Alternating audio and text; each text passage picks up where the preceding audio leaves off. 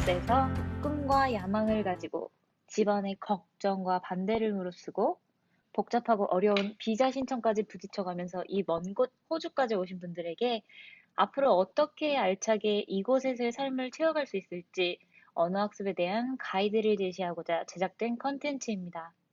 지난 편, 지지난 편에서 다뤘던 내용들에 기반해서 리딩과 리스닝을 위한 컨텐츠들은 한 번씩 다 찾아보셨는지 좀 궁금하네요.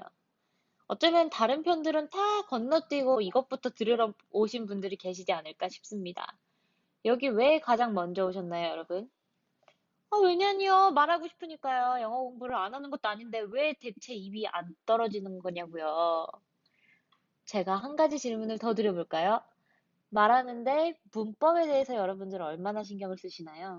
그리고 남들이 판단하는 내 영어에 대해서는 또 얼마나 신경을 쓰시나요?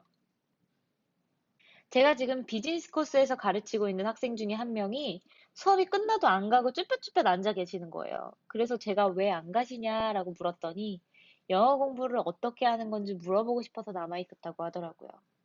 그리고 과외를 받고 싶다는 거예요, 저한테. 물론 과외는 해드릴 수는 없었지만 어느 부분이 취약하고 어떤 스킬을 향상시킬 수 있을지 제가 물어봤어요. 그랬더니 그분 답변이 다 취약하고요. 그리고 그중에서 문법을 배워야겠다라고 답변을 주시더라고요. 향상을 시키고 싶은 건 스피킹이라고 말하면서요. 저분 대답 자체에 모순점이 있다는 걸 혹시 인지를 하시겠나요? 스피킹이 너무너무 올리고 싶은 친구가 문법을 걱정하다니요. 어떻게 좋게 답변을 해줄 수 있을까 잠시 고민을 하는데 그 친구가 이런 말을 더 하더라고요. 틀린 문법을 영어를 말하면 좀 모질라 보이잖아요. 누가 내 영어 판단하는 거 싫어요. 아이고, 이 친구야, 문법적으로 다 맞는 말을 하는 건 한국에서 문법 책 좀 봤네 하는 인상 정도만 줄 뿐이지, 진짜 중요한 건 그게 아니에요, 여러분. 스피킹이 기초 단계에 있으신 분들, 우리가 수학식처럼 머리에 자꾸만 자꾸만 그리는 그 문법들을 다 지우셔야 돼요. 애매하게 알고 있는 그 문법이 내가 입을 떼는 걸 자꾸 막는 역할을 하거든요. 제발 수식을 그리고 있는 그 뇌를 멈춰주세요. 제발. 스피킹을 잘하시려면 생각과 동시에 말을 막 꺼내셔야 돼요. 단어로 말하는 연습을 차라리 먼저 시작을 해보세요. 우리가 문장 순서를 맞추고 시제를 일치시키는 그 시간에 이미 내 앞에 있는 친구는 다음 말을 시작하고 있다고요. 우리가 그 버퍼링 걸리는 시간에 그 친구들 얼마나 답답하겠어요. 속으로 이렇게 생각하겠죠? 얘는 센스도 없어. 이제 얘랑 안 놀아. 저 같으면 속으로 그럴 것 같은데요. 문법적으로 자꾸 접근하려는 친구들이 보이는 치명적인 오류가 뭐냐면요. 우리가 뭐에 대해서 대화하고 있고 상대방이 가진 고민거리가 뭐고 그거에 대한 해결책이 뭔지 이거에 대한 관심은 없고 오로지 나는 멋진 영어를 말하고 있고 내가 하는 영어는 내 앞에 있는 사람한테 얼마나 멋지게 들릴까 하나 이것뿐이죠. 이게 제대로 된 커뮤니케이션인가요? 여러분들 생각에는? 멍청해 보이고 멍청하게 들리는 걸 두려워하지 마세요. 나를 판단하는 사람은 물론 있죠. 재밌는 건 뭔지 아세요? 한국인의 영어를 판단하고 비웃는 대다수가 한국인들이라는 거예요. 여유 있게 영어를 구사하는 사람들은 남들 평가 굳이 안 해요. 관심 없어요. 남들이 말하는 거에. 배우다가 많은 사람들이 꼭 그렇게 자격지심 때문에 열심히 입을 떼보려고 하는 사람한테 제 영어는 이래서 별로, 얘 영어는 이래서 별로 하고 이유를 콕 집어서 깎아내리고 싶어 하는 거죠. 문법은 충분히 기초 표현들을 다 익힐 만큼 익히고 나서 말하기 직전에 내 사고가 더 이상은 발화를 더디게 하지 않는다 싶을 때 그때 공부를 해도 늦지 않습니다, 여러분. 그리고 이미 남의 말을 모방해보고 패턴을 익히면서 스피킹 공부에 최선을 다해본 사람들은요, 문법을 나중에 공부하게 됐을 때, 나 원래도 이렇게 말을 쓰고 있었는데, 이래서 이렇게 하는 거였구나 하고 깨닫는 거예요. 경험을 통해서요. 초반부터 문법 지식 따로, 패턴 공부 따로 이렇게 생각하시면 생각할 건 2배 이상이 되는 거거든요. 괜히 언어에 대해서 겁만 더 먹게 된다는 거죠. 평소에는 그러지도 않으면서 꼭 영어 공부할 때만 괜히 완벽주의 성향이 자꾸만 튀어나오려 그러죠. 이건 근데 자기 자신을 탓하실 필요는 없어요. 우리의 교육이 우리한테 그러도록 강요를 했으니까. 다만 이제부터는 진짜 영어를 공부하기로 했잖아요. 그러니까 문법 싹 다 내려놓고 우리 다시 시작해 보자고요. 자, 한국인들이 특징적으로 영어를 어려워하는 한 가지 이유에 대해서 지금 방금 얘기를 좀 해봤죠. 우리 문화와 교육 환경 속에서 생겨난 언어 학습의 초점이 너무 법칙에 집중되어 있다라는 거였죠. 그렇지만 그것들 말고도 스피킹 실력 향상이 어려울 수밖에 없는 이유가 당연히 있겠죠. 뭘까요? 다들 예상하는 대로 배웠어도 연습할 수 없는 환경 속에서 자꾸만 증발해버렸던 그 지식들 때문 아니었나요? 아는 건 그때뿐, 써먹을 수 있는 지식으로 남은 건 가장 기본적인 인사말, 자기소개 정도. 이것들 빼고는 없잖아요. 그 당시에는 나름 엄청 공부를 한 건데 왜 아직도 머리에 안 남아 있을까요? 그건 당연한 거예요, 여러분. 뇌는 새로운 지식을 담기 위해서 쓸모없는 기억이라고 생각되는 걸 주기적으로 버린다고 과학적으로 증명이 됐다고 합니다. 근데 그게 쓸모없는 기억인지 뇌가 어떻게 아냐고요? 주기적으로 들어오지 않는 거, 특히나 더 이상 들어오지 않는 걸 뇌가 케어를 해줄까요? 당연히 아니겠죠? 지금 호주에 살고 있는 제 친구는 여기 온 지 이제 2년이 됐는데 한국어가 자꾸 생각이 안 난다는 거예요. 그래서 이제 자기는 영계국어를 구사한다라고 우스갯소리를 가끔 해요. 자, 그때뿐이고 일시적인 쌓이지 않는 공부라면 다른 공부법을 찾아봐야 하지 않을까요? 호주에 들어와 있는 다른 친구들한테는 더욱이 완전히 활용할 수 있는 환경이 달라지는 거기 때문에 초반에 학습 전략과 학습법을 잘 세우시는 게 무엇보다 중요합니다. 굳이 한국에서 벗어나서 이제는 스피킹을 연습할 기회가 없었던 한국에 있는 게 아닌데도 그런데도 여기 온 친구들은 두렵다는 걸 핑계로 처음에는 한인들이랑 살고 한인잡을 잡고 나중에 옮겨보겠다라고 생각하는 경우가 80% 이상이에요. 기껏 여기까지 와서 그렇게 어렵게 와서 그런 약한 마음을 먹는다면 끝은 정해져 있다고 봐야지 않겠어요? 개구리가 우물 밖으로 나와서 또 다른 우물 안에 들어가는 거나 다름없겠죠. 스피킹에 대한 완벽주의를 좀 내려놔 보세요, 여러분. 하나의 직업군에서 일하는 용어들 마스터하는데 3개월도 안 걸려요. 저는 새로운 도전을 할 때마다 그걸 느꼈거든요. 정말 딱 3개월 정도 걸립니다. 다만 그 안에 들어가서 진짜 영어를 접하고 있을 때의 얘기예요. 두렵다고 시작하지 않으면서 나중에만 외치면 어느새 한국 돌아갈 날 찾아옵니다, 분명히. 주변 상황을 내 언어 공부에 유리하게 세팅을 해놓고 시작을 하세요. 저 같은 경우는 일도 일이었지만 스터디 그룹을 직접 만들고 이끌면서 영어가 일취월장을 했어요.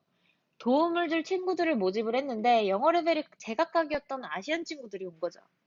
그래서 제가 어떤 주제로 스피킹을 할지, 어떤 게임으로 한번 오늘은 재밌게 접근해 볼까 이런 고민도 해보고 자료도 한번 찾아보고 걔들한테 그런 거를 또 설명을 해보고 공지도 하고 이러면서 종일 걔들이랑 하루에 7시간 이상씩 붙어 있었거든요. 그리고 메신저로도 계속 얘기하고 이랬더니 영어가 정말 빠른 속도로 늘더라고요. 이렇게 원어민 친구들이 아니더라도 교육열 높은 국가에서 자란 아시안들끼리 모이면 학습 효과 정말 좋아요.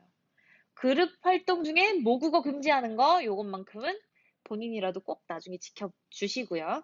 그런 거 만들기 부담스러워요. 제가 그런 걸 어떻게 해요? 그런 걸 어떻게 이끌어요? 싶으시다면 미럽이라는 어플을 한번 다운받아 보세요.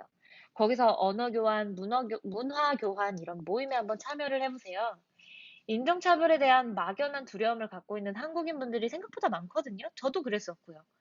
근데 요새 한류 영향 때문에 한국인에 대한 관심도 정말 높아요. 그래서 아마 한국인이라는 것 자체로도 반가워해주는 사람들 꽤나 있을 거예요. 여기까지 와서 외로움 달래줄 이성 친구 찾아서 연애를 하기보다는 다양한 외국인 친구분들을 한번 많이 만들어 보시고 그들한테 한국 문화에 대해서 많이 전파해보겠다라는 사명감을 한번 가져보세요. 저는 여기저기 세계에 제 친구들이 다 흩어져 있다고 생각할 때마다 얼마나 짜릿하고 좋은지 몰라요. 여러분들도 이런 느낌을 꼭 느끼실 수 있었으면 좋겠습니다. 자, 이제 우리 학습 전략에 대해서는 이만하면 충분히 말씀을 드린 것 같고요. 이번에는 학습법. 리스닝 편에서 약속을 드렸던 쉐도잉 학습법을 한번 배워봐야겠죠? 쉐도잉은 리스닝과 스피킹 두 파트에 모두 탁월한 효과가 있고 저도 성과를 봤던 학습법이기 때문에 여러분들도 실천에 옮기셨으면 좋겠어요. 함께 저방법으로 공부했던 다른 몇몇 친구들 프로필을 한번 간단히 소개시켜 드려 볼게요. 한 명은 지금 한국 내에서 외국계 회사에 들어갔다가 미국으로 발령이 나서 거기에 가 있고요. 한 명은 또 한국외국어대학 언어대학원에 들어가 있고요. 그리고 또 한 명은 미국 유타라는 주에서 스포츠의학 쪽 대학원을 다니고 있습니다. 왠지 의욕 생기지 않나요? 여러분들도 할 수 있어요. 저 세 명 친구들 중에서 두 명은 학습 초기에 레벨이 완전 기초 수준이었거든요. 쉐도잉으로 국내에서 학습을 성공하신 분들이 생각보다 많습니다. 세세한 학습법과 전략 같은 거는 조금씩 다를지 몰라도 쉐도잉이 정말 유용한 교육법이라는 건 아마 유튜브 뒤져보시면 잘 아실 겁니다. 지난번 리딩편에서 쉐도잉하기 위한 학습 콘텐츠 선정 기준을 알려드렸던 건 기억이 나시죠? 기억이 안 나시면 리스닝편을 보시고 한 번 더 듣고 와주시고요. 그럼 쉐도잉 학습 절차 초기 3단계 간략히 설명 들어가도록 하겠습니다. 첫째, 한글 그리고 영어 자막을 쉽게 구할 수 있는 컨텐츠를 골라서 다운로드 받는다. 둘째, 한글 자막을 넣고 한 번 본다. 그 다음 영어 자막을 넣고 한 번 본다. 셋째, 영어 자막을 빼고 쉐도잉을 시작한다. 여기까지는 만약에 쉐도잉이라는 걸 들어보신 분이라면 굉장히 익숙하시죠? 진짜 중요한 학습은 이 중 세 번째 쉐도잉 단계에서 시작이 됩니다. 이때는 컨텐츠를 그냥 쭉 보시는 게 아니에요. 문장마다 한 번씩 다 방문을 해주셔야 합니다. 한 문장 듣고 멈추고 그 소리 그대로 따라하고 그 다음 문장 듣고 멈추고 그 소리 그대로 따라하고 이런 식으로요. 이렇게 한 번 쭉 돌아갈 때 시간이 꽤나 걸릴 수밖에 없겠죠. 이 처음 한 번, 그 다음 한 번, 이렇게가 제일 중요해요. 완전 영어의 기초가 하나도 없어서 진짜 1도 안 들린다면 처음에 뭐 2주일, 3주일, 더 많게는 한 달, 두 달이 걸릴 수도 있겠죠. 하지만 그 다음은 반절, 그 다음은 뭐 일주일, 그 다음은 사흘, 이틀, 하루 이런 식으로 계속 단축이 되실 거예요. 아, 같은 거 한 번 보는 것도 어려운데 반복 학습을 계속 하라고요. 토가 나오네요. 라고 반응을 하실 수도 있어요. 그래서 본인이 보고 또 봐도 안 질릴 것 같은 그런 컨텐츠를 고르시는 게 중요하다라는 겁니다. 여기서 정말 중요한 걸 말씀을 드릴게요. 영어 쓰는 친구들 감정도 정말 풍부하고 꼭 노래하는 것처럼 말하는 것 같지 않나요? 내 감성대로 쉐도잉을 하지 마시고요. 말하는 캐릭터의 감성을 담아서 최대한 큰 소리로 연기하듯이 모션까지도 넣어서 따라를 해보세요.